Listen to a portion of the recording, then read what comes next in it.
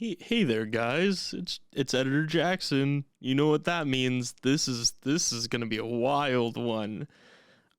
We get a little based here today. It's kind of a crazy episode, and we don't necessarily talk about the real topic that was intended, which is either good or bad. It's kind of hard to say, but we do get into some interesting conversations, and I explain why the episode this week is also late. So I apologize for that. But regardless, we get a little feisty, and we both get a little based, and it's kind of a wild episode. So I hope you guys enjoy it. I hope you enjoy the wild ride that it is.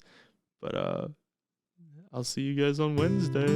Ready to piss some people off? I'm actually really down. Yeah, I know you are. You came up with the topic. Oh boy. I'm actually. I don't think you. I hope you know. I don't think you think I'm gonna attack this the way you think I am. I think that I'm just feeling real feisty today. We fought before we started recording. Yeah. We kind of got into it. Yeah, I think it's just in the air.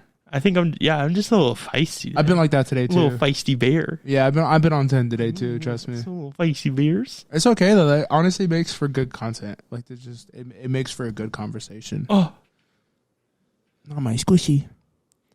Hey, how's it going? Howdy, bitch. How you doing? How you doing? Welcome. Baby, come to take the shit. Welcome to Coming Up for Air, an introspective podcast. You damn straight it is, especially today. I'm your co-host, Jackson. I'm your co-host, Brendan. And today we're talking about what is true masculinity. Oh no. This could not go well. You know what I just thought about in my head? Oh, that this is a bad idea. No. I think you should do the kind of like the David Green episodes. Was his name David Green? Who the fuck's David Green? I don't know if it was David Green. He was like an author. John Green? John Green. You know the videos, the educational videos he would always make? I could definitely see you doing that. Yeah, what are those called? I don't know why I just thought about that, but like your voice and the way you were going about it, I really think you could. Oh, what are those called? I actually love those. Yeah, those are always super cool to watch. Well, you know, it's because I was just like learning shit, but I would just like throw those on, and I'd just have like a playlist basically that would it would autoplay them basically. And I'd have my game up, and I'd be playing stuff, and I'd look over and be like, oh, that's interesting. Look at the animation for a second between games, watch it, and then just keep listening to it as I'm playing, and just learn. Jackson was definitely one of those kids, for sure. There's no doubt in my mind that exactly what happened. A lot of them, especially when I was playing Minecraft, too. That sentence alone is like, you can't make that up. Like, you can't script that. So you know it's true. But I believe you. It's not a bad thing. But you know what? You're an L nerd. I am an L nerd. Yeah, why you let's hit a check-in. Because I don't want to talk about our main topic yet. And I don't want to describe what we're going to talk about. I don't want to. Brother. Also, real quick, I'm so sorry this episode's late. Brendan's dumb. It is my fault, 110%. But it'll probably be out at like 7 or 8 tonight, depending on how long it takes to upload. It's okay. It's all right. I'm so sorry. That's all right. It's okay. They forgive you. Also, I'm sorry that the trailer for the new series didn't drop yet, but I realized Also that my I fault. didn't know what the timeline would be like because we didn't record his episode, which is the first one. Yeah. So I was like, 100%. I'm not dropping this trailer yet. Yeah, it's okay. We'll just push things back a little But you know what? Just keep looking in your news feed for us. Okay. Your content feed, I guess. What Jackson said. Spotify tells you when you have new episodes. All good things. Checking in. Yeah, why are you nerd? So I started reading, books and shit. Not like people's minds or anything like that, you know?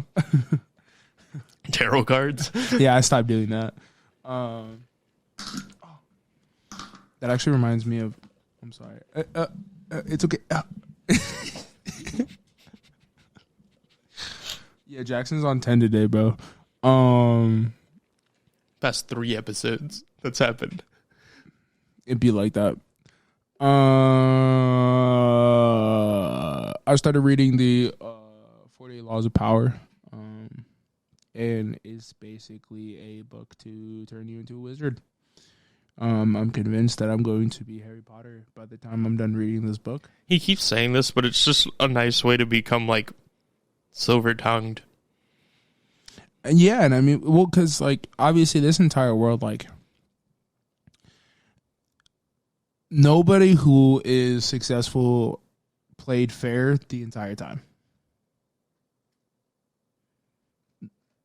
Like at some point, you had to either deceive somebody, seduce somebody, and not like in a, I hate you so much. I hate you so much for that. You either had to deceive somebody, seduce somebody, or make somebody work for you in your favor when it wasn't always going both ways. I'll work for you, baby. Or a comedy podcast second. Sheesh. I don't think I've ever wanted to like pull. Right. I'm on the water now. I don't think I've ever wanted to pull my hair out more than that. I took a week from content creation, Brendan. I'm ready. I'm back in it.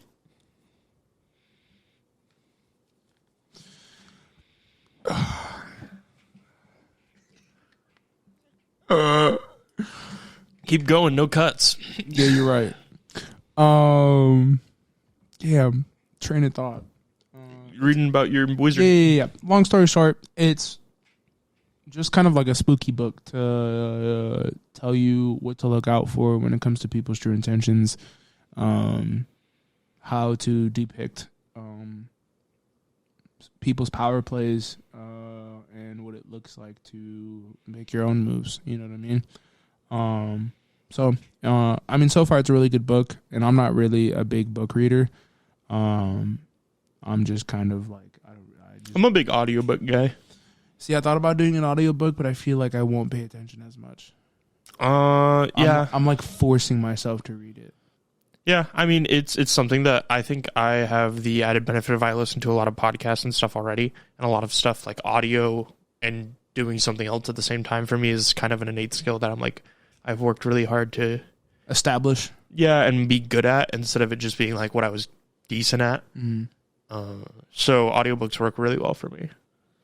Yeah, I think it's just, I don't know, I've kind of almost found like peace in going to like the coffee shop or something like that and like just reading and just kind of like, because I can't read here. Like you inherit your, never mind.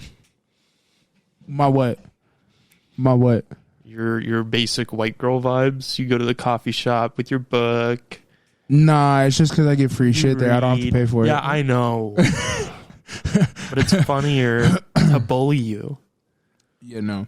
I mean, it could have been worse, and I could have been like, yeah, I try to go find like these really cool lookouts and just really look over the valley and like. Sound like a couple people I know. I mean, call your people out, I guess. No. I don't gotta call them out. They know who they is. That's crazy. I love them the way that they are. I mean, regardless, the point is just like, I don't know. I've kind of almost found peace with trying to apply discipline and start actually educating myself on things and acquiring knowledge, because knowledge is power. So yeah. Being a nerd is kind of cool. It is. You can make people look really stupid. Yeah. Yeah. Oh, man. That's one of my favorite things that you've ever complimented me on. Making people look stupid? No, is whenever you talk about how, like, I'll make people be dumb, but they won't know that I'm making them feel dumb. Yeah, it's the funniest shit in the world to me is when you're like leading somebody down this like almost like letting pebbles down to like a puppy to like make him come to you. And then as soon as he comes to, you're like, you're a dumb bitch. It's literally what you do to the dog to get them out of the room. Yeah. It's like, you want to go outside? Dumb bitch slams door. Yeah, and it's just like by the time that they realize it, which is I've already walked away. Which the conversation's over. Which is actually one of the laws in the book is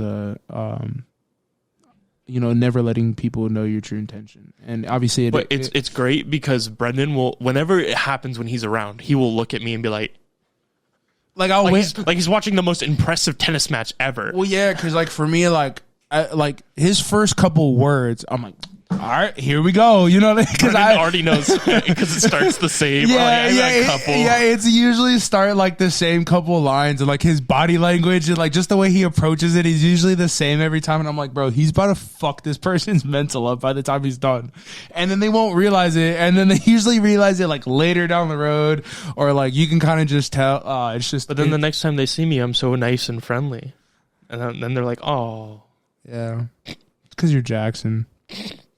You would actually love it. I really want you to read this book because you actually apply a lot of If you send me the name, I'll probably get it on Audible and just listen. You actually... Not sponsored. I will listen on my generic streaming service for books. No, it's sponsored. I'm not editing it. We got to keep going. But yeah, I mean, I've been kind of really just trying to tap into acquiring knowledge and I guess, just like I said, being disciplined and building a foundation for what I'm trying to do later on, and just stop all the fuckery that I've been doing. Speaking of us not editing, let us know if you like these raw episodes where we're just kind of like, we're riffing it. We're raw dogging it. Or we're just riffing and I don't really edit it as much or like... I don't like riffing it. You should really go with raw dogging. You know? All right, well... Professional raw doggers. Well, okay. That was a nice check-in, Brendan. Shout out to what is his name? Gideon. He has like a professional raw dogger T-shirt. Yeah. And shit. So the Tarkov wipe happened. Yeah, I've only played like once or twice. So, yeah. So for people who don't know, for non-gamers out there, there's a game called Escape from Tarkov. It's a looter shooter, which means you basically... A looter shooter? Yeah, so it's a first-person shooter, and you're in Russia in kind of like a post-apocalyptic vibe, and you are scavenging for gear, and you bring in your own gear, and if you die, you lose the gear you brought in. And if you make it out, you get to keep your gear and whatever stuff you find in the raid. And you do like objectives and stuff. It's fun. It's fun. It is. It is. It's a good time, except for when it's not. But it's usually a good time. Except for when it's not. Is right. But because slowly you level up and stuff and you will slowly just get better and better gear. Eventually the game kind of needs to be reset so that people just don't continue being like super high level empowered. And so the wipe just happened on the new year, which also means an update. And we got a map that we've been waiting for like 5 or 6 years called Streets of Tarkov. It's a big city map basically. And it's, ironically, it's like my dream, like what I've always wanted in a game was like a urban environment to fight in, but I have not played it. I played it once and I crashed. Oh, that's crazy. I saw that somebody tweeted or in one of the Discords that I'm in, that is like one of the homies that I knew from Dutch and like it's all his homies. They were like, hey, there's 2 big gun crates and one more thing in Streets that if you find it, you get like some really fucking lit ass shit. Yeah, no, it's kind of wild. It looks really good, and I need to learn it, but I've been trying to do my early tasks and stuff so I can get geared up and get rich. Honestly, I've been doing really good this wipe. The starting week was real rough. It was a lot of L's, but now I'm not deep, but I am doing pretty decent money-wise, and I'm like running actual kits and stuff. And my stash is pretty full because I'm like I keep running actual kits. I'm like doing pretty good. I will like run NVGs on like night raids sometimes. I have like almost all the weapons I bring in now are suppressed weapons. I like full kitted. It's pretty sick. It's a fun time right now. Nice. Like that mid time where like you're still not really good, but you have enough bankroll to kind of sustain and be like, I'm gonna just do a kitted run. Yeah. It's kind of fun because kitted runs are always really good time. Yeah, I need to start hopping in because you started playing with some fucking nerds in that bitch, huh? No. Oh, I thought you kept playing with Soko. Soko? Yeah, Soko was new. This is his first wipe. Oh, swear. Yeah, it's just it was his homie that was... Yeah, his homie knows what he's doing, but I think I know more than his homie does. Oh, I feel you. Or just have it more committed to memory. Because I have a gamer brain. Yeah. I heard the sniper on Streets of Tarkov was also fucking bitch. The scavs have been insane. So basically there's different... The longer you stay in a raid, the harder the scavs get. But they also get better loot. But the problem was they cranked all the scavs up to basically be really hard scavs off rip. Yeah. So everybody was just getting fucked. And so people would be early raid and expecting it to be like, oh, these are going to be easy scavs. You can kind of one tap with a pistol. As soon as you shoot him, he turns around, blasts you with a shotgun from like 200 Well, not meters even out. just that, but it would be like, oh, it's fine. I can get in this fight with this scav because he's going to miss the first 6 shots probably, or he'll leg me, or he'll arm me, and I'll be fine. And then you load in, and you're Mosin, man. You Mosin no other stuff, and you've got like a backpack to complete your quest. And then fucking you round the corner and a scav's cheeky, and then does like a fucking 360 like he's in Call of Duty, YY's his fucking sniper, and then scopes in, bam, and you're dropped to the floor, and you're like, ugh. I can't even imagine how it was to go against Tachanka in Factory. Tagilla? Or Tagilla, yeah. Tachanka's from R6. Same vibes, to be honest. Yeah, well, no, that's Killa. Killa has more Tachanka vibes. Tagilla is the big man, no shirt. He's got a gas and the sledgehammer. Yeah, that man's terrifying. I'm waiting. I had to do a couple night raids, and I was like, imagine running into Tagilla in night raid. Soko hasn't met any of the scav bosses really, so I want him to meet Tagilla, but I haven't gotten to that mission where I have to hunt him yet. That's fucked. Anyway, Tarkov's been fun. It's been a good time. Hell yeah. Started to start streaming and stuff again. Especially now, I did my branding overhaul and everything, so I'm ready to go back. I think I've got the like and it looks the pretty energy. sick. Thanks, man. I'm I'm really happy about it. It looks really good.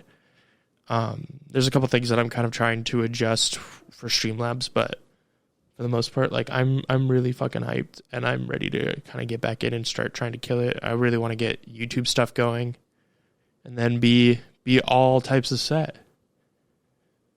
Hell yeah. Do you use your sound bits through Streamlabs, or do you go through like Streamladder? Or not Streamladder, is like Stream Sounds, some bullshit. For like my notifications? No, I know you apply those through Streamlabs and like the files and shit like that. I mean like your actual channel points, like through Twitch. I do it through the integrated Twitch one on like the actual Twitch site. They have points now, channel points. Even with like certain like sounds and shit like that. Oh, I guess they would be. Well, you know how like if you have like my brother has like the rock one. If you like, boom, like if you I'd have to submit. We'd have to look at this later. Yeah, that's not. I just got like super like into it. Question out of podcast talk. Yeah. So let's dive in, brother. You ready? No, I'm not. I'll be honest. It's not. Why are we talking about this? Honestly, I think it's just a good one. It's a good topic to talk about. Two, I just feel like I've had like, I don't know, my entire life it's always been like, we've talked about it in like how you're right there. We've always talked about how like, like we're always told like man up, and guys shouldn't really be in their emotions, yada yada, this and that, and like like obviously like to a certain extent we should be in tune with our emotions and like understand like why we're feeling the way we feel in certain times. You know what I mean? Yeah. But I think it's almost come to a point where like they're trying like people are trying to push it to a point where like you should be only in tune with your emotions. Explain. Because it almost seems like any type of like masculinity or any type of like quote unquote manliness is always shot down before like somebody who's like in tune with their emotions. But I think something that has been brought to my attention that I haven't really like looked at it and taken a step back is most of the men who have been school shooters, rapists, mass murderers in our country have all acted out of emotion because they haven't had anybody to discipline them because of either the environment that they've came up from, the abuse that they've come up from. It's all out of pure aggression, hatred, for these people, or, Does that not also fall on their inability to express how they were feeling before it reached an apex? Well, I mean, obviously they didn't have nobody to express that to. I know that there's times to. Well, I know that there's like And I know like the way I said that, but obviously like go find some help, find somebody to talk to. But I also think that like encouraging, because we also have the way we have to see it is like, obviously, I think what you're trying to say is they are victims too, even if what they did is not justified. Yeah, but and essentially, because I think that if you from a young age can teach a boy to keep his emotions in check and understand, all right, I'm feeling like this because this happened, and not to act out of that, it's teaching discipline. But it's almost like we don't teach that. We don't teach all right, address where you're coming from, why you're feeling like this, and move on from it. Because I think you also have to realize, like, and not like I know how sexist this sounds, but a woman who acts out of their emotion and a man who acts out of pure aggression both look like two completely different beasts. 9 times out of 10, a man is going to act out of aggression towards violence, correct? Usually with women, we see it's either screaming or it's usually verbal, an attack on, from a verbal standpoint. But we've seen it like when men get angry, like when you almost see that fuse snap in a man, like, like, oh, like he looked like he could have killed somebody. You know what I mean? Yeah. I think that I'm an outlier because of the positions I've been in my life, that I know what it looks like when a woman would do that, when a woman does do that. Yeah, absolutely. No, I'm not saying that it's not possible. And you know what I mean? That I've seen it that. But I also think that women from a young age, like even growing up, are better in check about their emotions because they know how to play their emotions a little bit better. You know what I mean? But that's kind of where I'm coming from. Is like they know how to outpour them better and how to maintain anger better for the most part. Yeah, because we're not taught to. We're not taught how to. You know what I mean? Like, we're not taught in a correct... Some of this also does depend on your upbringing, obviously. Yeah, and we are talking as a mass generalization on the social standard. Yeah, and that goes... And you got to realize, like, from where, like, most men come from, especially from, like...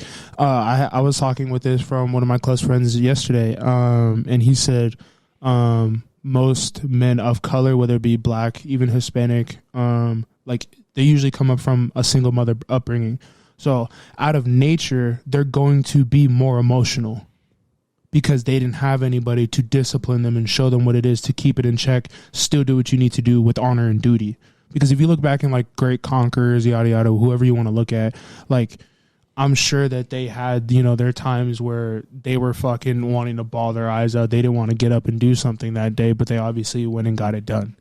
You know what I mean? We see the differences on what it is to look like someone who asserts themselves and does what needs to be done rather than just not doing it at all or not having the drive. And I'm not like saying like we have to go out and be these like almighty fucking stoic fucking dudes. You know what I mean? Like you don't have to be a fucking Viking. You know what I mean? Because if we look back on history, they were also really shitty people. They treated women like absolute dog shit. It's, for me, the big thing is finding this middle ground of like being able to still be a stoic but not a complete, like, just, like, fucking brute. You know what I mean? Why do you think being stoic is important? Because I think it sets the differences between, I guess, man and woman. You know what I mean? Because, like, don't get me wrong. Like, and again, I know how that sounds. Like, don't get me wrong. I know, like, women can still be stoic. Women can still be brave, hold their own, and still be, just as strong and considered, up there with men. But I think that, it almost gives like man an identity. You know what I mean? For you to be confident in yourself, like, because we have too many emotions. We have way too much shit that goes on in our heads. Like the voices that go on in men's head from the shit that you have to deal with as a man growing from a young age. Like there's just way too much shit going on in your head. You have to have some type of discipline. You have to have some type of system that you go through. You know what I mean? And some of it is just not installed for us, like, coming up. You know what I mean? And we have sometimes the wrong impressions of what a man looks like. That's why you have, all these rappers and shit like that are, praising a man, fucking, flexes a gun, fucks bitches, and, drinks all his alcohol, fucking does all these drugs and shit like that. Like, that's what quote unquote a man looks like. You know what I mean? And especially that's the influences that we see in social media and shit like that. But really, like, obviously it's like, being able to be a provider and being able to be a protector. Like, I saw Jordan Peterson, he said that I'd rather be the most dangerous man in the room with a good heart rather than looking like the greatest man and not being able to do anything about anything. Not having the power to assert, like, this is what's going to happen. This is what's, like, not allowed, like, in any situation. You know what I mean? And not being, basically having the capability to defend yourself or those around you. Okay. I still don't think I understand why stoicism is important over being able to be emotional. And I'm not saying that you can't be emotional. I'm just saying, like, acting out of emotion.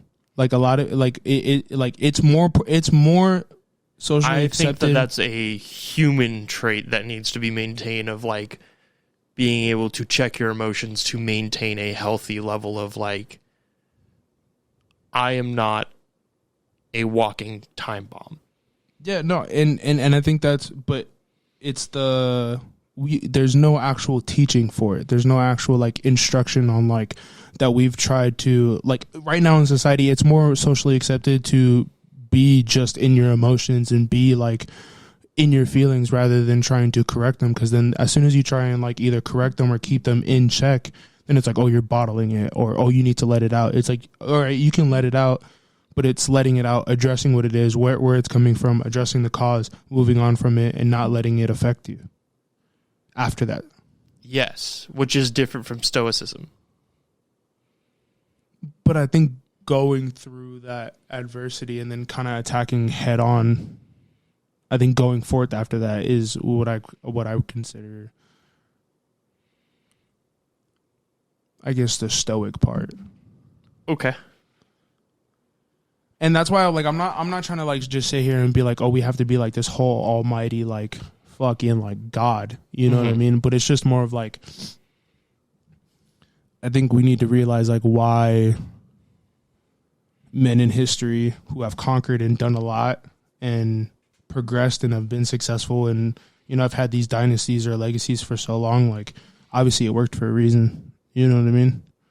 And we can take the parts that did work and obviously the shitty parts that they did do and things that they did and obviously learn from that and not do that.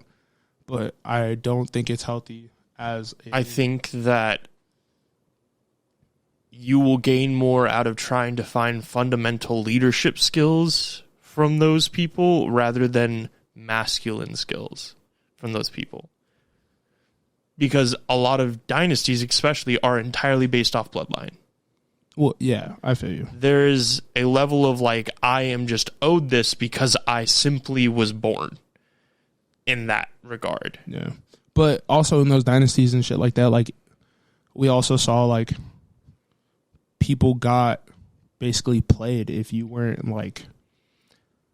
But that's my point, is there's awful fucking... They were usually... The people that were in charge were 9 times out of 10 the most miserable, awful, insufferable people. Yeah. So is it not more of a lesson in leadership than in masculinity? Unless you were looking at it as, hey, those people are the things we shouldn't be doing.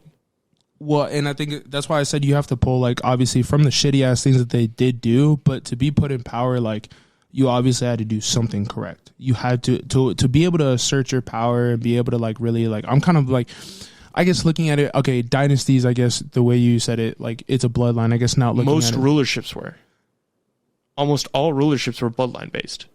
Like, conquerors wise, like, you, like, conquerors, once they conquered, then it became a bloodline basis. Yeah, so I guess you would only look at and a conqueror usually already has a basis that they're standing upon. Yeah, but obviously over, like, getting to that point, becoming, somebody who can conquer, like, the mindset behind it, I guess, is what I'm trying to, not the actual action of, like, I guess the action of conquering, just the mentality of it and what it's supposed to look like to be able to just attack life. You know what I mean? Because I'm not looking at it as a standpoint to be able to overcome and just like conquer people. I think this is an awful analogy, and I think I understand what you're trying to say, and it's a more of a mental fortitude thing that you're trying to establish. But I think pointing it back to people who have done awful things that everybody historically has kind of been like, these people aren't very good, and treated people awfully and did awful shit for the most part, is not the way you're going to want to try to establish this. I feel you.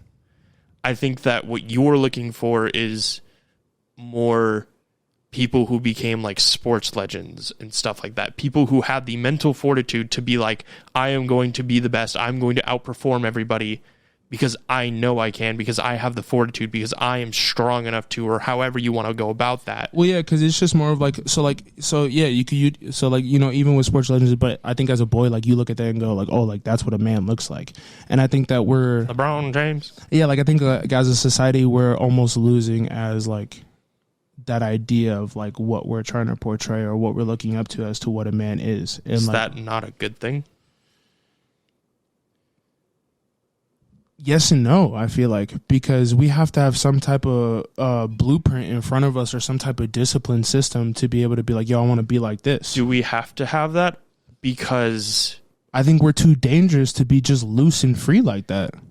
But does it have to be someone that is default masculine, or does it have to just be a person that we have as a blueprint?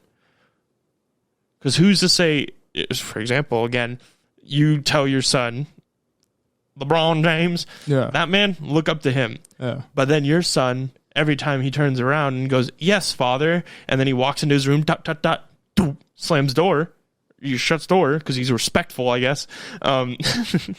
He pops on the interwebs, and he's over there watching fucking YouTube videos about, I don't fucking know, enter prominent woman figure here. No, I feel you. If he goes and instead is watching clips from Harriet Tubman, and obviously she can't be speaking, but like, you know, a very public woman figure, and is learning from that instead, who's to say that is not just as masculine, not just as important, because he's now learning different ways to fight, different ways to utilize skills, utilize evolution, utilize his emotional intelligence in that regard. Because while LeBron James is the GOAT, he also has done a lot of really shitty stuff, even on the court. Literally like a year ago, people were booing him because he was an asshole. Because he walked out on his team and was pissed at them and was being a dick. A pretty dog shit ass team. Don't get me wrong though, he did build the team. He built the team, but he also was such a dick about it and walked out in the middle of a game. Something most people ostracize him for and said, like, that's not being somebody who's like committed to this. That's somebody who's too concerned about himself and his legacy. I mean, it also depends on the perspective you kind of look at it from. Because like from a competitor standpoint, like being just so frustrated and being used to winning for so long, like, yeah, I mean, you can understand the frustration, and depending on like they were on a fat ass. You were losing the sauce. No, I get you, but that's my point. Is like, I think that if you are strictly trying to establish masculinity based off of men, you will get lost in the sauce, because I think that also a lot of awfully raised kids are usually... I think that finding a healthy balance is entirely important. And if a person is not able to properly display emotional intelligence, then it is bound to be a failure. And that... Yeah, I think just my biggest thing that I guess I've been trying to like really establish is that like, as much as we teach, you know, whether it be boys or girls, like, hey, like you know, just be so like out and open with your emotions. Like, say whatever you feel. Like, say whatever you're thinking. Like, yada yada, this and that. Like, I think from a young age we should be able to build like a discipline system that people go through. That, you know, mentally they have to check themselves. You know what I mean? Because if you build that from an early standpoint, then yeah, you know what I mean. I definitely think that is a skill that is required for most people, and I wish people had it, which is the emotional intelligence to be like, this is something that's actually upsetting me, and this is something that I'm just kind of like annoyed with, and I could keep to myself, or like stuff that, you know, like learn to bite your tongue, because sometimes the battle or what you have to say honestly isn't worth it, and it does not matter. Yeah, and I just, as shitty as that is, but like sometimes what you have to say is not fucking important. And I just feel like we're not bringing up as many leaders as we should be. He says on the podcast, what you have to say is not important, is what I mean. Whenever I was like, sometimes what you have to say is not fucking important. I say as I'm on a podcast where I talk about how I feel. I just think that we're not bringing up as many leaders as we used to produce as just as a world in general. And I think it's because, is it that we're not bringing up as many leaders, or is that we're not bringing up leaders that feel as historic? I think we're just not bringing up leaders. And like, how many people, like, compared to, I wouldn't even know how to word this, but it's just more of like assertive ass people of, you know, leadership, people of power. You know what I mean? I feel like it's not as common as it used to be. Like, you would have people who kind of really did their own thing and like stuck to it and didn't really get bashed for it. But now you kind of have people who are like, if anyone tries to step outside of like what is socially accepted or what is okay right now, like they're bashed so quick for it. You know what I mean? And then that mental trauma or whatever they went through ends up, we don't know what produces out of that human being, because I feel like we don't really have, again, a system to be able to let people like understand what it is to try and find, like, I don't know. I guess what I'm trying to stay from it is like, I think that I'm confused on what you think assertive leaders are and what time period you're referring to. I just think in general. So I saw a video. I'm gonna try and quote this video because it was because I've been listening to a lot of Jordan Peterson, and it kind of makes sense to believe that, you know, he said that from number wise, I don't know what the number was, but from, you know, for women, for the most part, after they get out of high school, like they kind of already know what they want to do, because they're usually like pretty in tune with like their decision making. A blanket statement that's also wrong, but okay. He had some type of, there was some type of numerical statistic for it that usually women who are more successful in their fields, because they know, they choose from a very early on age and what they want to do, and like, you know, what they're like goal oriented. Does not necessarily pertain to happiness, but okay. I'm just saying, in successful, no, I know, in general, yeah, like regardless of their happiness, you know what I mean? And I feel that boils down to also, what do you define as success? Because I'd argue that I'd rather be happy than successful. Yeah, financially. I feel you, but also in the same sense, can't you say that money buys the doors to happiness? Don't you have to do what you have to do originally? And that's why, like, even before the podcast, I was, you know, mentioning sacrifice. Like, you have to do what you be able to do to be able to buy those doors to happiness. Then why would you leave a job that pays you well? Because maybe you have enough money that you have saved up to start doing what you can do. You know what I mean? To start that happiness. But you have to have finances somewhere to be able to do something when it comes to happiness. Yeah, but that's my point, is that if you are, while yes, money does affect happiness, I also am a firm believer that if your source of money, you acknowledge, I can go do another job somewhere else and I will be more happy because I am still making money, so I can still afford to do whatever I want to do, but I'm actually not miserable working. Is that not an affect? In a sense, yeah, but I feel like it's just more of like that person is just, I'm thinking more of like in a sense of like trying to be your own boss or start your own shit. And like success in my mind is someone who is independent business owner, like has But their that's own an shit. outlier.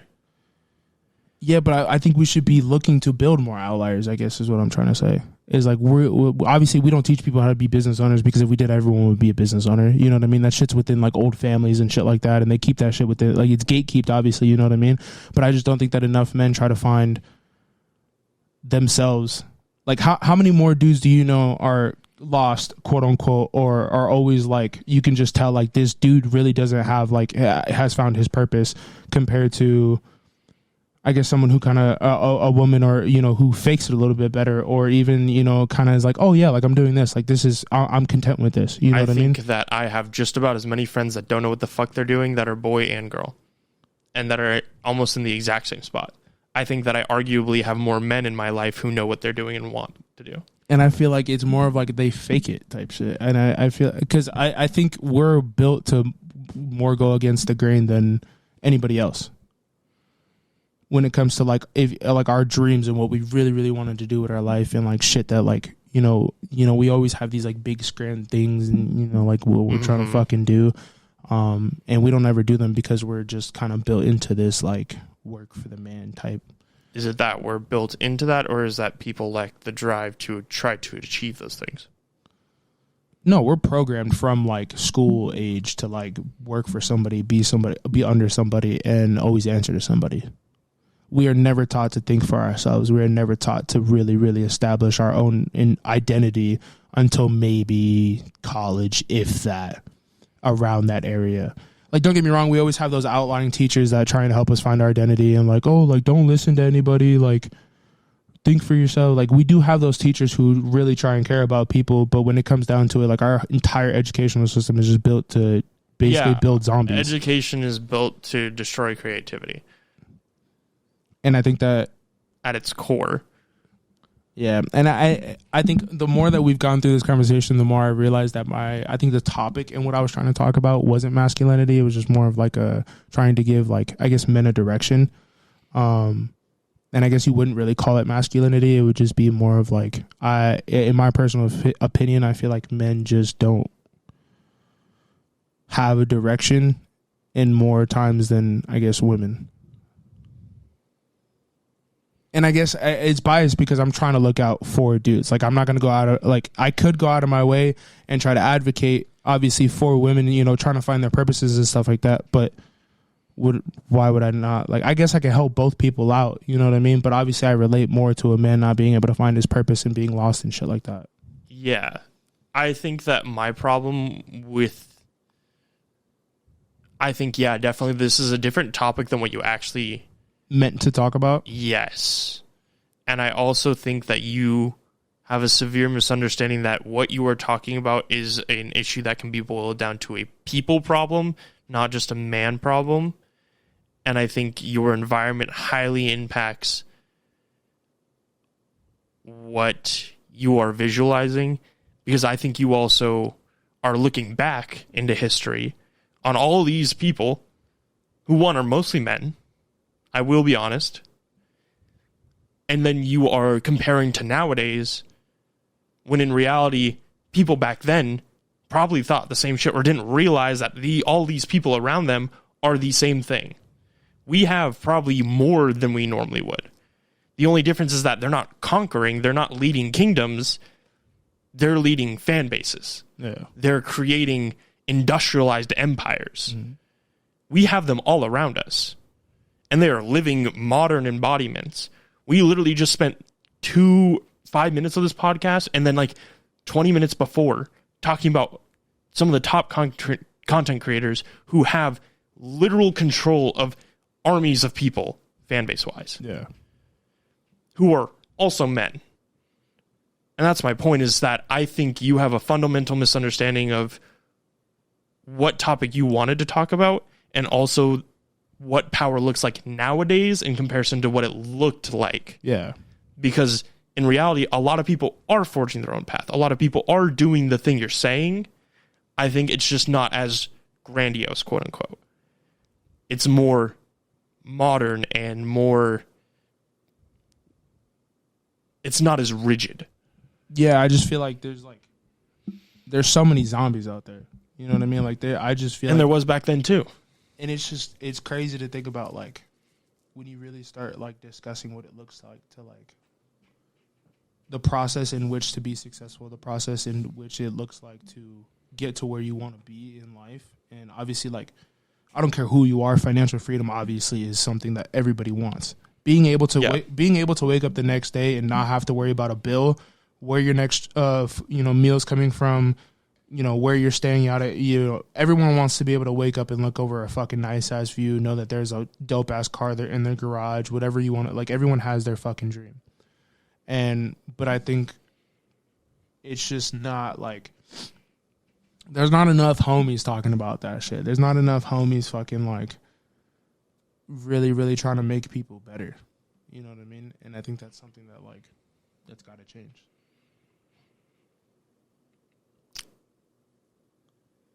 I think we have to start taking, I guess the power sense is more of like taking power and control of like your own decisions. I think people have to realize, like, once you start making the decisions to better yourself, like, you are probably going to lose most people around you, because most people around you do not make everyday decisions to make themselves better. You want people to have self-empowerment. Yeah, in a sense, obviously, because if you have self-empowerment, then that power, obviously, like, you radiate that power. Like, when someone walks into a room, whether it be man or woman, and they're like, that's a fucking boss. Like, it off rip. No matter what they look like, you can just tell by the energy. You know what I mean?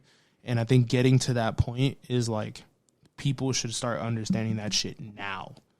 Like our age. And I think that's something that is not even, like, close to being portrayed as it should be.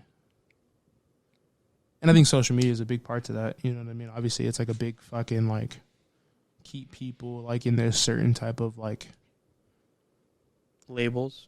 Yeah, and, like, obviously, I mean, we can go into the whole, like, victim mentality rather than actually being a victim to certain things, and, what it is pulling away from, people who are victims of certain situations and shit like that.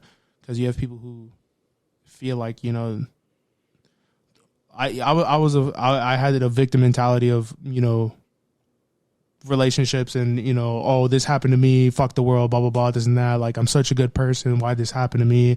Yada, yada, this and that. When it's really, all right, this was meant to happen to you to make you a better person.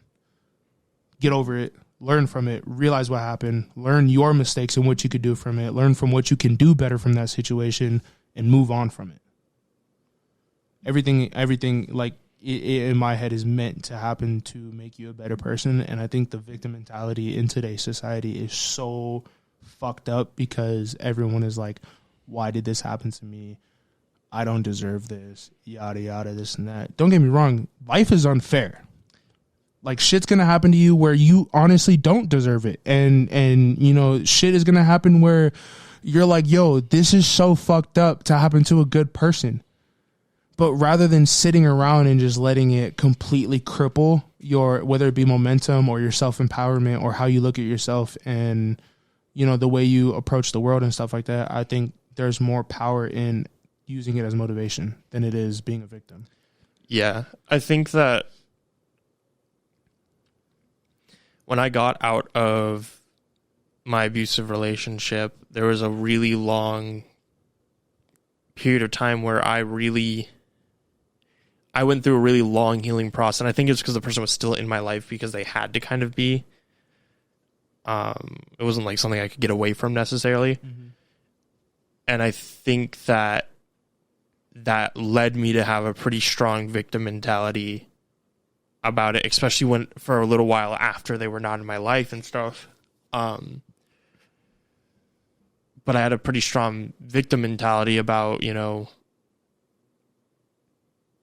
like, how could this happen to me? Like, why did, and just like really living in it and being like, I am the victim here, like this, and not being like, I also let it happen. I also let it keep going, and not being like, this happened and I have to move forward. I have to be stronger because of this happened. And instead I just kind of did the woe is me instead of trying to turn it into like, and that's why I think I don't like whenever people tell me like, I'm sorry that happened. Like, they kind of, or tell me like you didn't deserve it. And it's like, that's not what I want. I don't want your pity, which sounds awful, but like, I don't want that.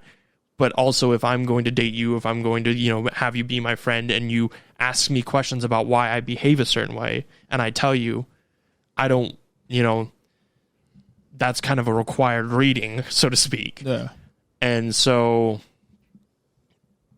it's gotten to a point where I'm kind of like, I don't need that. And it kind of is more just, it is more likely to push me back to that mentality than you to be like, well, look where you are now, at least. Because if every time that I talked about it, somebody said to me instead, like, well, I'm glad you made it out. Or, even saying something as like blatant and like candid, I guess, as saying like, well, that person's shitty and I'm glad you're okay. That statement completely changes everything for that person. Stop saying, I'm sorry that this happened to you, and try to make it more about how the person's better now, or a person's in a better spot. And I know that kind of switches the topic a little bit into abuse, but I'd be so sucky with that. I'd be like, well, that fucking sucks, but look at you now, bud. that means more than you going, I'm so sorry for you. Yeah. And that must have been tough. Yeah. It's like, that doesn't make me feel better. That makes me feel like you think I'm living in it. Yeah. And I don't know. I just like, now I'm like completely kind of jumbled all around, because obviously like it wasn't the topic that I initially like thought I was talking about. Titling this one's gonna suck. Yeah, I was gonna say you should just name it something kind of catchy about like just like obviously me realizing what what I was actually trying to talk about. Brennan makes a fake topic. Yeah, literally. But yeah, I mean, obviously I kind of feel like obviously more biased towards men because I am a man. And I want to be able to help like my fellow like dudes out, because I don't know, I guess I just know a little bit more dudes in my life. I think that there's something that we also need to say, which is whenever we were starting this podcast, whenever we were talking about making it, the fundamental idea of it was a little different than what it actually ended up being. And I think that we switched it because of the people that were involved, one, and two, because in reality, the topic that we were going to have it on, which you can say what it is not something that is conceivable for a long. Yeah, it doesn't like we basically were going to start our podcast about like men's mental health in general, and just try to advocate like for like what it is to be a man in today's age, and like, going through life. But obviously there's only so much shit you can say in different times and like re-utter and kind of twist about, so many times. Like, it doesn't have the longevity of this. Yeah, and so... which gives us space. Yeah, which obviously gives us, like, room to talk about different things, whatever it may be. And I think, I guess I kind of just wanted to be able to kind of, like, I guess aim it towards that men's mental health, which obviously I should have established, I feel like, in the beginning, and kind of, like, where I wanted to kind of, like, guide this. Mm-hmm. Which again is probably my fault. You can probably throw a little disclaimer in the front and be like, yo, if you watch to the end, you realize how this entire conversation is. Yeah, I'll probably put a disclaimer in the beginning and be like, hey, just so you know, the topic is not what it seems like it is, and it kind of shifts, and we'll explain towards the end where it went. Yeah. Yeah. I hope you enjoyed that recap of what I said at the beginning, viewer. But yeah, I just I definitely wanted to advocate, obviously, and kind of. Have you heard the club argument?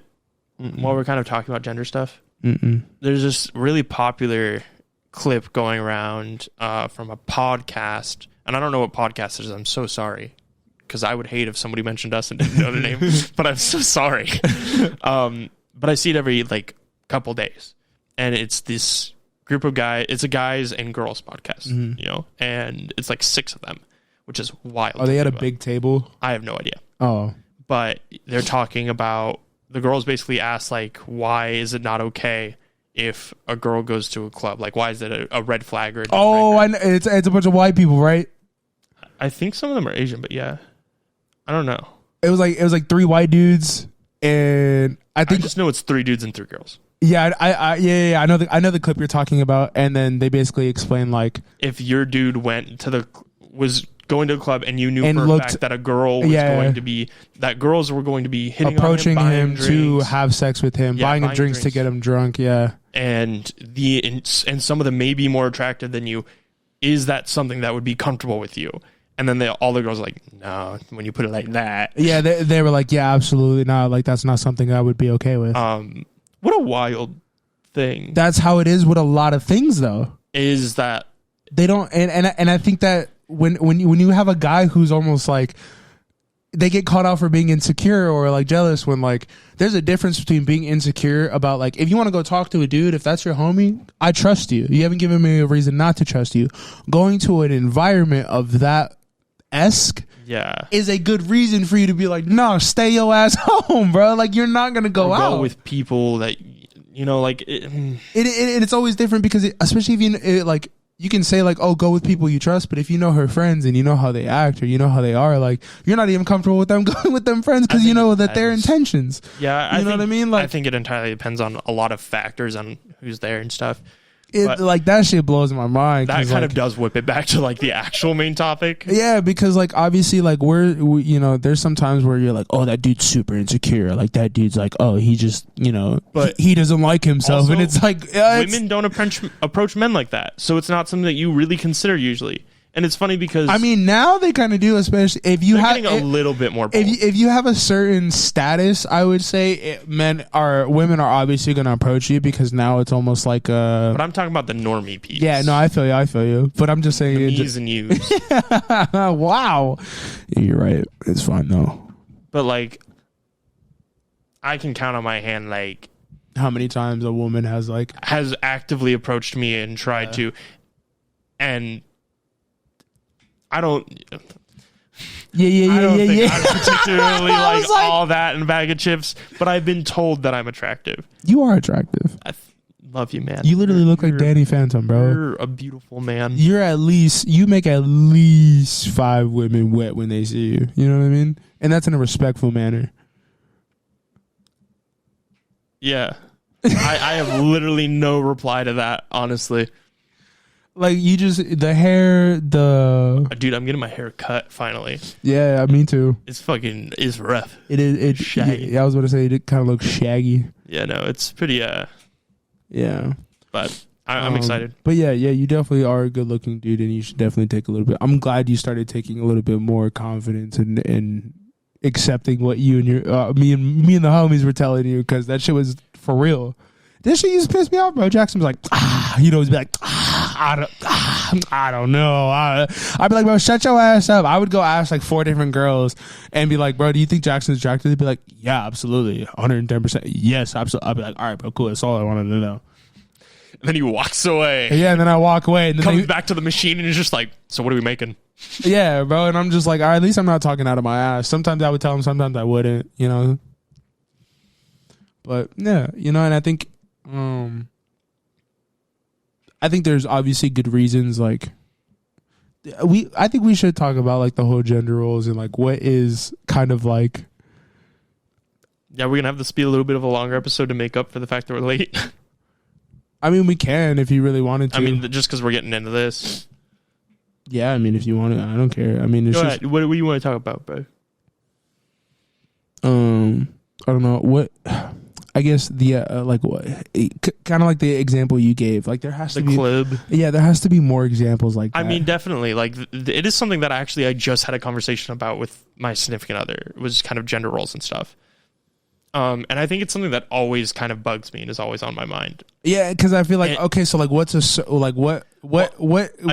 a man in a relationship and what asserts a woman? I do want to explain why it bugs me. Why? Because growing up, I had this weird dynamic where I had my mom, who's gay, so she had her wife, and then all of their gay friends. And then I had my dad, who was straight, and he had girlfriends and then a wife.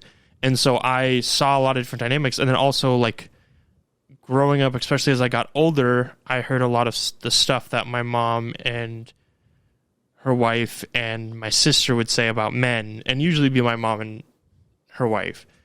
And especially nowadays, it feels like I hear it a lot. And so I kind of growing up have seen the different dynamics of like relationship, gender roles, what is expected, and all these different things. And it's so weird to me, and it's stuff that I kind of take issue with now, of like even the smallest thing. We've talked about gender roles before on the podcast. I will say we have. I think we talked about it in the feminist episode, and I think we've talked about one other episode. But you know, there's always things that are going to come up again, and there's always things that we're going to have different takes on because opinions change and stuff happens in your life and whatever, right? And sometimes you're just having an off day and you're just like, I'm fucking this shit up. But hella, I think that even like gender roles when it comes to like initiating first contact and then like sex, or, you know, like the expectation of a man always wanting to have sex, which is crazy. Yeah, I mean, because it's not true. Also, I also do want to say this, because it gets memed on so much. For the amount of men who don't know how a female body works, I need you to understand, I guarantee you have no idea how a male body works either. 90% of you don't. You don't know how male dicks work. You don't know anything about us. You don't know anything about how our body functions, because it's just a lot easier, because obviously it looks a lot easier when you're doing the things. Yeah, but like it's things that like I know girls who don't know how boners work. I know girls who don't know how like peeing works. I know girls who don't know that shit, who don't know how fucking like the fact that your dick can tear, like all that shit. Like there's thousands of things, and there's a lot of men who don't know fucking anything about women. Yeah. And that's not good. It's not okay. And that falls on our sex education system, and also your own willingness to learn about those things. Because as somebody who personally hates learning about anatomy, I have gone out of my way to try and learn these things. But I'm challenging you. If there's a question you have, if you realize and you sit for a second and you say, I'm pretty sure this is how this works, but you can't confidently say, do some research. Learn about the opposite sex. Shit, make sure you learn about... Oh my God. Make sure you learn about your sex, too. The amount of people who don't know shit about their own body, get that shit under control. Because I promise you, it is so important. And it determines a lot of things involving gender roles. It determines a lot of things involving, like, pleasing your partner and other shit that just is, like, basic core functions of your life, because even body language has a part in it. A woman and a man's body language are usually different, and it's not always like 1-to-1, or always like, it's not a universal, you know, shoe fits all, but there's still things that you can pick up on. I think that relationship gender roles are one of the ones that usually is the easiest to kind of tackle. And then also, you know what the sidewalk rule is? Yeah. I don't fucking get the sidewalk rule. Why? What do you mean? What don't you get about it? I think that it doesn't make sense to me. It's literally just a like mental thing. It is just a placebo, but it still makes them feel very secure and very safe. And it's just like a quote unquote like old school like gentleman thing to do. Yeah, which is what I don't get. Because some dude made it some type of fucking... Because here's the thing. If a car's coming at us, I promise you, it is like a 1 in a million that I'm going to be able to save you. You just push her out the way. In the amount of time that a 60-mile-per-hour car is coming towards us, and I might notice it. If you're walking on the sidewalk, 9 times out of 10, you should probably be able to see a car coming at you head on. Or even from behind you. Have you seen the clips on Reddit where it's a car coming towards them and it's like the last second that they save it because that's when they notice it, because that's just how your body works. Maybe you're just not aware. No, it is a natural thing. I guarantee you have been walking down the sidewalk and a car's been a little too close to you and you did not notice until it like zoomed past you. Because that's how people work. It is, you know, especially if you're having a conversation, you're talking, which you usually are when you're with your partner. I feel you, but I don't know. I guess because you're not in a mode where you're like, I have to pay attention. So then I think you should change that and be more aware if you're walking on a sidewalk on a main street or even on a regular street. I think that there is also a level of... And like I said, it's also a placebo. It's literally just to make somebody feel good. What I do is if I'm walking with my significant other down the road, I will move them on the side according to where somebody is going to be on the sidewalk. So if somebody's walking towards me and I'm going to push that person to go to my left, my partner is now going on my right. So they're going to be on the side of the road. Because I'd rather that them be closer to the road than closer to the person that is walking right next to us.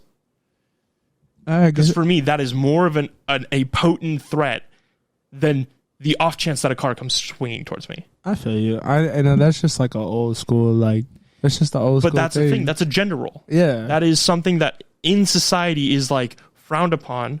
Same thing with opening car doors. I will open up my significant other's car door when it is like an event's going on or it's a special night, or like not every time. Because I think that it is more, and I've had this conversation, they're like, it kind of bothered me at first, but then I realized you do it when it's not all the time, because you want it to be a potent thing. You want it to be something that means something. Yeah, you want it to be able to be appreciated, not expected at that moment. Yeah. Yeah. Same concept. I feel you. I get it. And I think I don't know. I think the door and then the sidewalk thing are a little bit different in my opinion. I don't.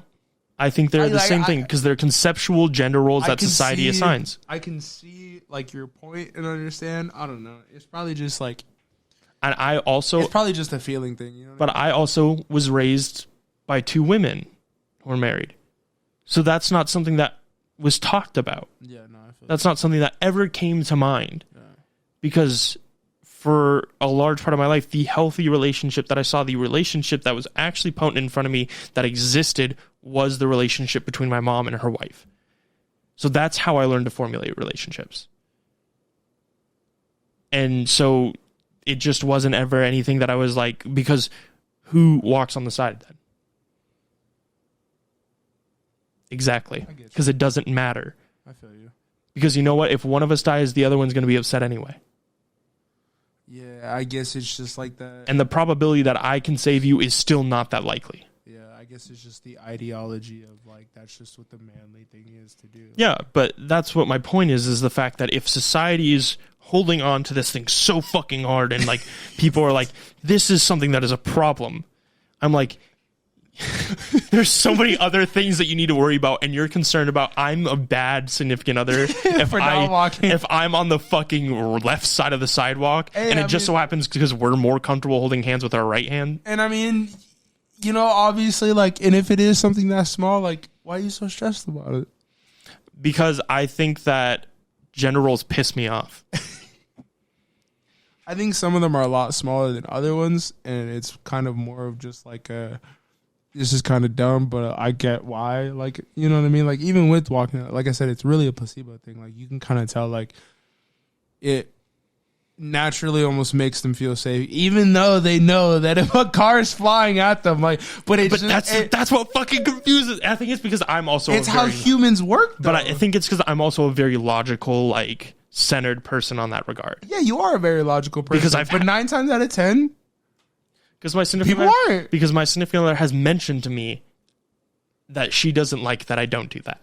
Bro, because I know you as if 2 + 2 does not equal 4, it's not correct. And I understand that that's how you are. You know what I mean? Like, dog, if this is this, and this is what's going to happen. Like, recapping the past 5 minutes of the podcast. Like, I get it, bro. You know what I mean? But human beings are not at all in the slightest way A + B = C. We are the most complicated but that's also the conversation things that we're having right now, is breaking gender roles and breaking gender norms and trying to tear apart that. But I think some of them aren't even like that big to even fucking like try and tear down. Like, why die on the hill of like, I should be able to walk wherever the fuck I want? Because I don't think that it should deem whether or not a boyfriend or significant other, period, is good or bad based off of the fact. That's your own opinion. Just keep it. You know what I mean? Like, yeah. But that's what we're doing. That's the whole point of this podcast. What? No, Imagine this episode goes like this. Brendan says, men need to be more like they were back in the day. King is Kong, da-da-da-da-da. And I go, but that's just your opinion, man. Keep it to yourself. And that's the podcast. What the fuck? No, and He said, let's talk about gender roles. I bring up gender role. He goes, yeah, but that's just kind of your opinion, man. No, listen. This this show's dumb. No, listen. What I meant by that is like you can't judge somebody for thinking that they're a good significant other for walking on a certain side of the street. I can judge them. No, you can't. I can judge them. No, because then, like, it's stupid for people to judge you for being a logical person and thinking that 2 + 2 is 4, right? But sometimes people really want to think that 2 + 2 they're fucking wrong. That was the most ignorant thing I think I've ever heard you say in your life. Yeah, but I'm kidding. I know that.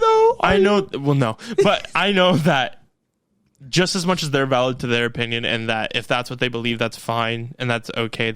That's their mindset. Just seeing you like get so worked up over something so small is what really did it. I told you. I think I'm just heated today. I think I'm just like I'm feisty. I don't think today was a good day to do that. I think I'm just ready to fight. I think I'm feeling it. I'll throw in the left glove. You want to throw in the right glove?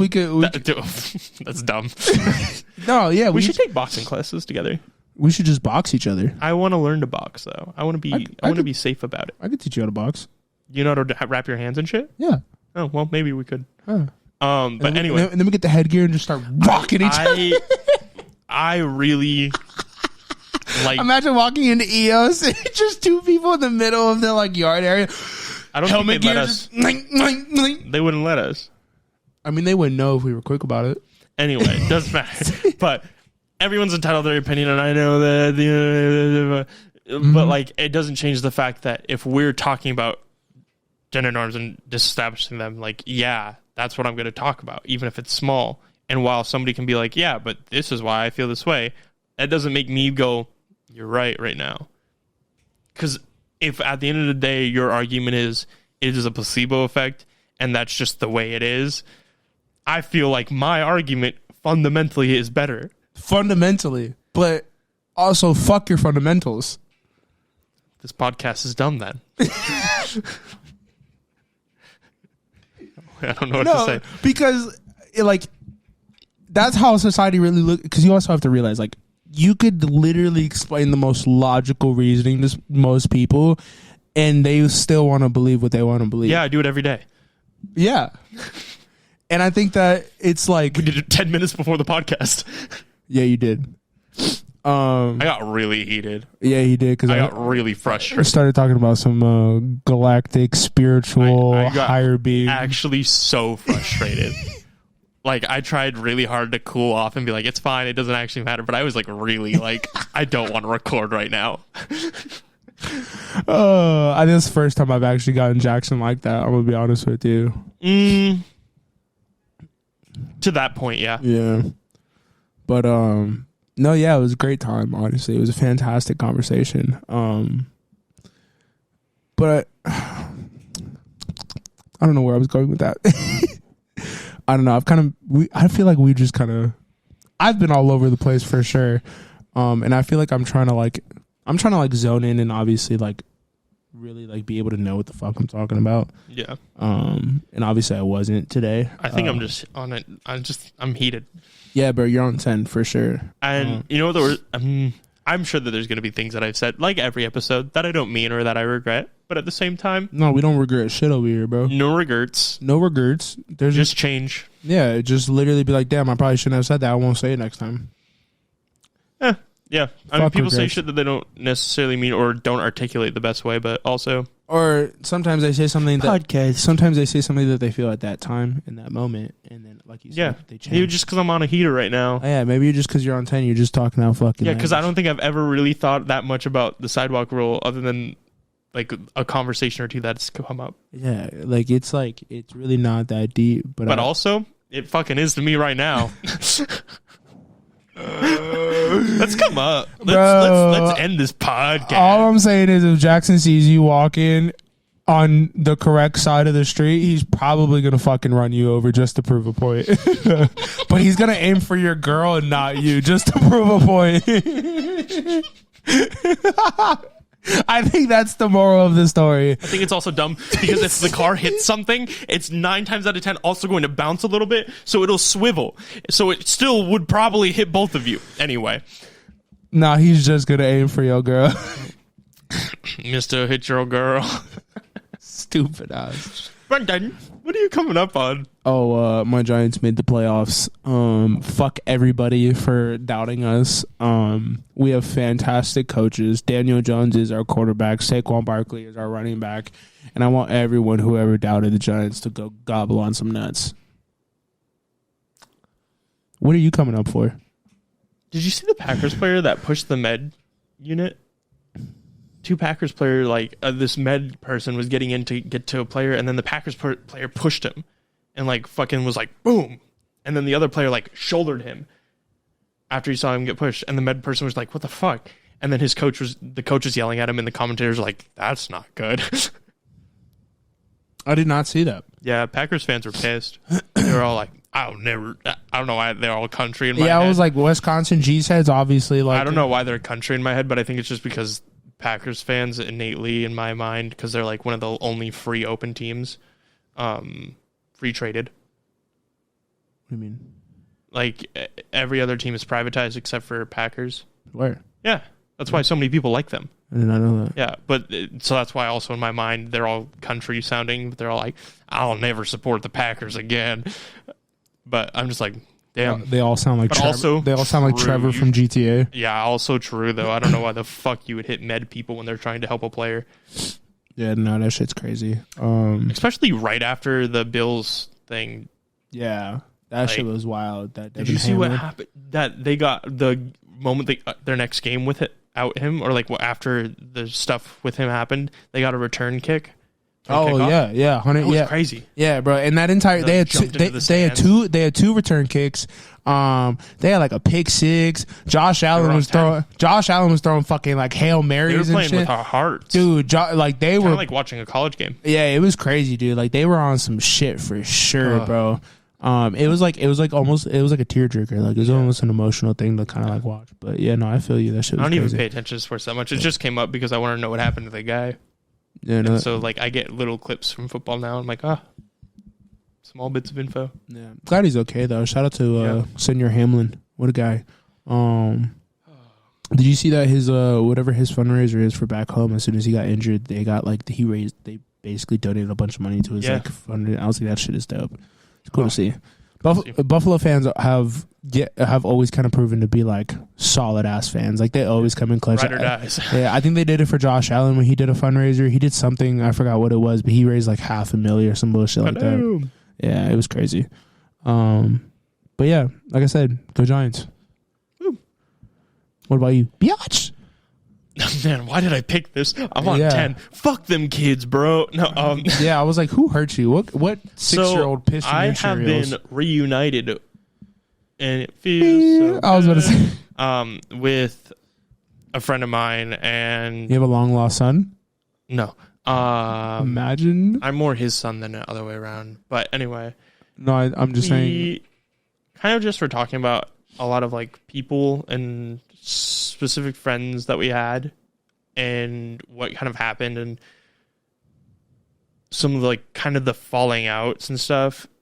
And then I also had reconciled with somebody recently in like my other personal life that isn't just online. And so it was kind of wild because it was this moment of like, they also told me like, fuck everybody else. Like me and you are cool. And that's what actually matters. Everybody else doesn't fucking matter.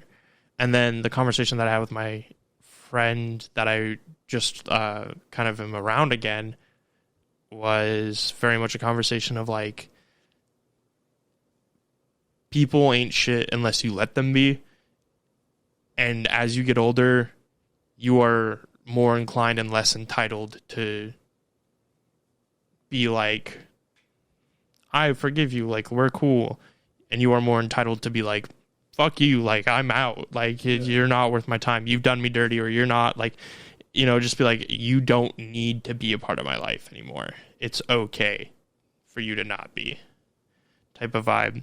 And so, while last week I talked about burying the hatchet, I'm also kind of also talking about, like, fuck them, let them go. Let them leave, brother. Let them bitches ride. Because they don't need to be a part of your life, which is also, I guess, still bearing the hatchet of like being able to just kind of like let it go and, you know, deal with your grief, however that is. But like, people can be a part of your life in a smaller way and still be important to you, but also have you understand that like, you're just not who I need anymore. You're not like, there's a clear fundamental difference in how you treat me or how I treat you, like whatever it might be. And it's just not working. It's not it. Yeah. So yeah, no, fuck them kids, bro. Yeah, bro. Hey, love yourself. Love your chosen family. know your worth. Don't let nobody fucking devalue you as a human being. Know what you're worth. Know what the fuck you deserve. Know what you expect. And if anybody outside of that is like, nah, I'm going to act this way or I'm going to be this way, open the door for them, smack it on their butt when they walk out type shit. Later, dog. Regardless, though, if you guys actually make it through this whole entire video without getting mad at me, I love you. I've really just been trying to find, like, I guess, the correct way. Because I've been seeing a lot of videos of, like, people who are obviously on the social platforms just spewing out nonsense about men and getting a lot of clout for it. And I would like to be an advocate for what a man, I guess, quote unquote, should be, but without pissing people off.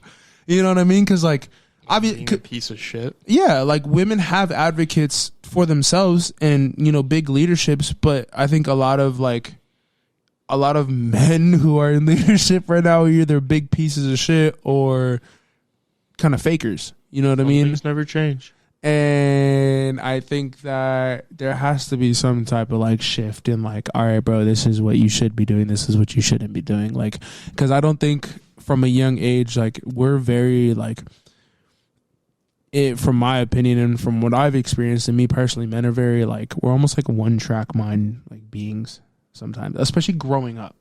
Like, growing up, I feel like as soon as we attach onto something that, like, makes sense to us, like, we, like, really write it out. Mm-hmm. You know what I mean? And I feel like we just need to be able to build something from the get-go and, like, be able to actually help them out, like, young boys, and, like, not...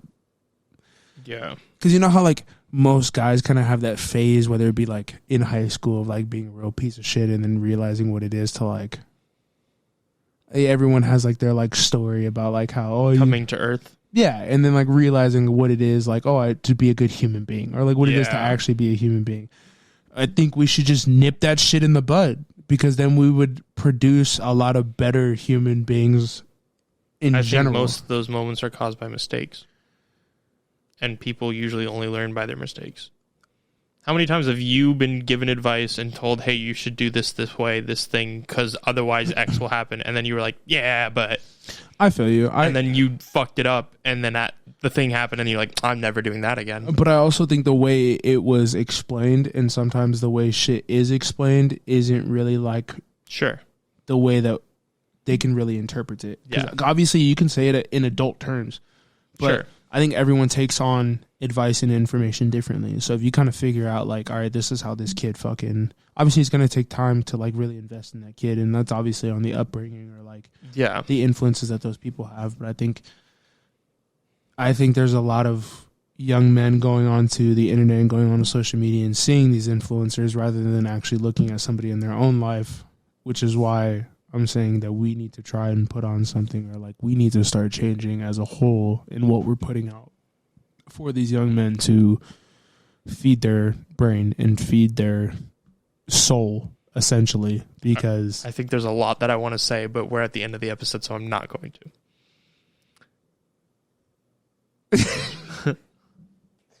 I mean, you can real quick. We'll just end it right after. Nope. Where can they find you, Brendan? You can't. It's probably better after this episode. No, I mean, hey, if you want to come talk about it, if you want to come shoot me some hate, if you want to have a conversation, bro, you can find me at Instagram, Twitter, and Twitch at KillerB420, and then TikTok at KillerBDabs. Yeah. What about you, my boy? You can find me at RQ on Twitch, TikTok, Twitter, and YouTube. And if you want to find more of us together, Yep. Our OnlyFans ain't. No, I'm just playing. You can find us on Coming Up for Air Cast on Instagram, Up for Air Cast on Twitter, and Coming Up for Air podcast on TikTok. Gang shit, no lame shit. I hope I stirred up some emotions. I really hope that if you enjoyed the episode, make sure to like, subscribe, follow, whatever, rate it all, share it. If you're triggered, bro, come talk to me. Let's talk about it. Share it with somebody, I guess. Come put me onto some knowledge. You know what I mean? Half of this was really my intention to piss people off, so that way, especially I now realize like I want to piss people off, and so that way I can like really understand how people feel about certain things. Like it's almost fun to poke buttons at people. What an awful take you just said. Yeah, and it kind of is shitty, but I think what an awful thing you just said and have dragged me into for our podcast. Well, because it's almost like no one's ever gonna show their true colors about shit. No one's really, really genuinely honest. This is no longer a conversation for the podcast. You said this is getting cut. Anyways, love you guys. Later, guys. Love you guys. Oh, be a good fucking human, please. See you next Wednesday. Later, guys.